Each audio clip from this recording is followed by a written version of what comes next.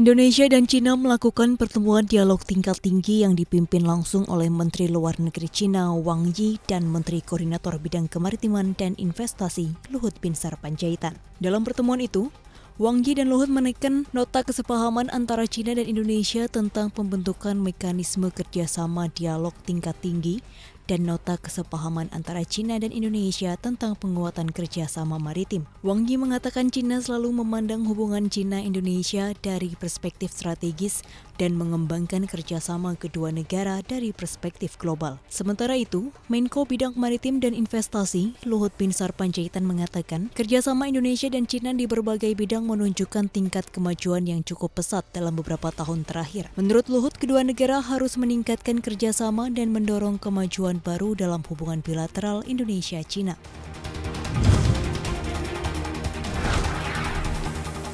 Cadangan devisa Indonesia per akhir Mei mencapai 136,39 miliar dolar Amerika Serikat, susut 2,4 miliar dolar atau sekitar 1,7% dibandingkan bulan April 2021. Posisi CADEV tersebut setara dengan pembiayaan 9,5 bulan impor atau 9,1 bulan impor dan pembayaran utang luar negeri pemerintah. Namun sayangnya cadangan devisa Indonesia turun lumayan signifikan pada Mei 2021 dibandingkan sebelumnya. Pada April, cadangan devisa Indonesia mencapai 138,79 miliar dolar Amerika Serikat. Ini adalah rekor tertinggi sepanjang sejarah Indonesia merdeka. Kepala Direktur Eksekutif Departemen Komunikasi Bank Indonesia, Erwin Haryono menyatakan penyebab turunnya CADEV pada Mei 2021 antara lain dipengaruhi oleh pembayaran utang luar negeri pemerintah. Kedepan Bank Sentral memandang CADEV tetap memadai, didukung oleh stabilitas dan prospek ekonomi yang terjaga.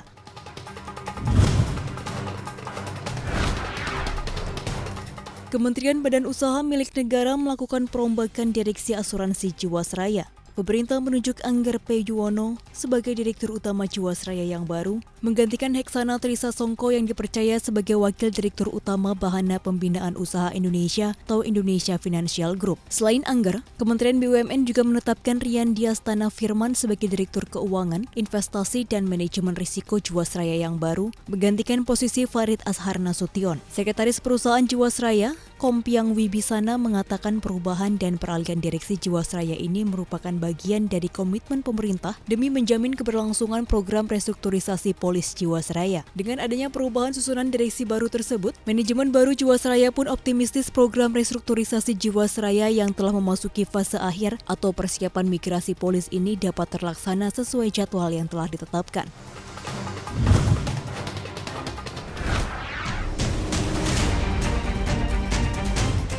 Di tengah pandemi yang masih berlanjut, pertumbuhan ekonomi Jepang terkontraksi 3,9% secara tahunan pada akhir kuartal 1 2021. Pencapaian tersebut menunjukkan ekonomi Jepang belum sepenuhnya pulih, namun sudah memberikan sinyal bahwa pemerintah Jepang cukup sukses menjaga kondisi ekonomi di tengah musim dingin dan kasus COVID-19 yang masih terus bertambah.